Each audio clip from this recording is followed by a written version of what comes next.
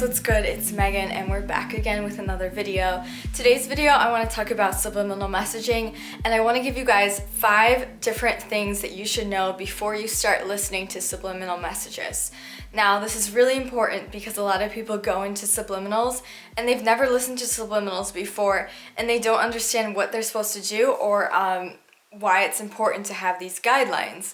So subliminal messaging is just basically can be used for anything. It's for self-improvement, and when I'm talking about subliminal messaging, I'm talking about audio files that have sub-audible messages in them, and that's what makes them subliminal.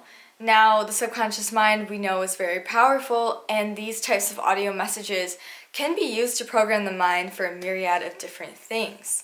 So let's just get started with the first one. This is kind of for a safety hazard. Never listen to subliminals when you're driving a car or when you're operating heavy machinery. This is because subliminals will put your mind into a theta state, which means that your mind will be calmer and it will be in a more meditative state, and you're not going to be as alert. So it's not right for you to be driving or doing something that requires your full attention when you're listening to a subliminal, because you run the likelihood of getting into an accident or something horrible like that. The next point that I want to bring up is listening to a subliminal at night when you're unconscious is a lot better than listening to a subliminal in the daytime. This is because your conscious mind or subconscious mind is active at night, and it's going to absorb the information better and it's going to work faster if you listen to the subliminal for 8 hours a night versus 8 hours in the day. That doesn't mean that you can't listen to a subliminal for 8 hours in the day. It's just not going to be quite as strong as if you were to listen to it for 8 hours at night. The next point that I want to bring up is only listen to a couple of subliminals at once and try and make them to be in the same type of category as each other. So don't listen to a subliminal that's about weight gaining and then listen to a subliminal that's about getting a better job at once, because you won't be able to manifest both of them at the same time, at the same rate, and you're going to have a better likelihood of manifesting them if you listen to only one at one time. The next point that I want to bring up is give a subliminal at least a week of time to work before you completely dismiss it.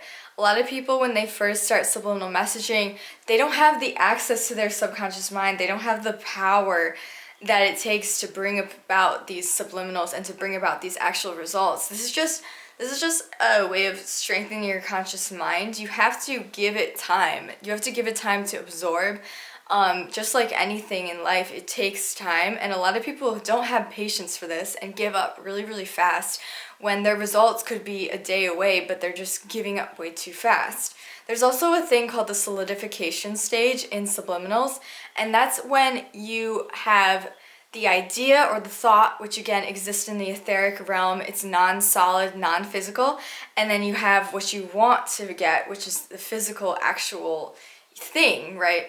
Now the solidification stage is that in-between stage when that subliminal or that idea is coming out from the etheric and it's being solidified literally into the atomic physical realm. That's going to take time, and for some people can take a few days, a few months, but not like a crazy amount of time. It's just like, it's different for everyone. And to give up, when you're so close to what it is that you want is just not a good idea, and it's just not gonna be like the best for you. So just give it that patience and just give it that time, because it's all worth it in the end, and what you're going to receive is going to be so much more worth you just, having subliminal ADD and just saying, okay, well, I want this now, blah, blah, blah, and now you're doing something else. So I hope that makes sense. And then, okay, there's actually 2 more that I want to do. So the next one is only listen to the subliminal at 20 to 30% of the actual volume. This is because your subconscious mind doesn't want to be yelled at. And if you're listening to the subliminal at full 100% volume, you're essentially screaming at your subconscious mind saying, I have this many eyelashes. And your subconscious mind is just like, no, like, can we calm down? Can we just, be a little bit less crazy? And that's just going to make the results come in faster because, you know, being gentle with yourself and being gentle with your subconscious is really good. So I say 20 to 30%, but, you know, you can even do less than that. You can do 10%, especially if you're sleeping, because you're just going to be in a quieter environment. But that's a good rule of thumb to go by. And then the last one is don't read and obsess over the affirmations. I like to just browse the affirmations really fast to make sure that they are what I want and they're not putting in something crazy. But usually most of the time I'm not obsessing over the affirmations. I'm not like looking over them for like 20 minutes being like, oh my God, what is this and what is that? And thinking like, when am I gonna get this? Because all that obsessing does is just put worry and doubt into your mind, and it just doesn't allow for these things to come to pass super quickly, because all that worry, all that doubt is an emotion that we just have to release. And when we're trying to manifest things, to be in a way, to be in a state of mind that's saying it's already happened, it's already happening to me, that's just, you know, spiritual maturity, and that just comes about with more getting involved in the manifestations and stuff like that. But definitely just don't obsess over these things, because you're not going to get anywhere with it. And if you're constantly reading the affirmations, you're going to have certain things that you're looking for in your physical reality, and if they're not there, it's going to create disappointment, which will slow down how quickly that subliminal will work for you.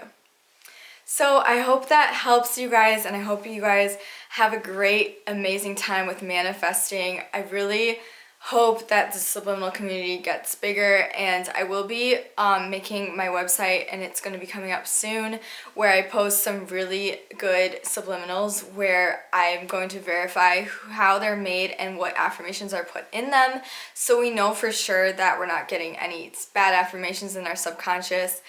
And yeah, this is just something that everyone should use. So I hope that you guys can comment with stories or success stories. I really love to hear. On my website, I'm going to be doing before and afters of like subliminal messaging, just so you guys can see that it does work and there are results that I want you guys to see. But that will be coming probably like end of May. So stay tuned for that. And please follow me on Instagram for more updates. It's Megan X Rose. And of course, leave a comment about your thoughts, and please subscribe. Thank you all so much for watching. I love all of you guys, and I hope you have a beautiful day.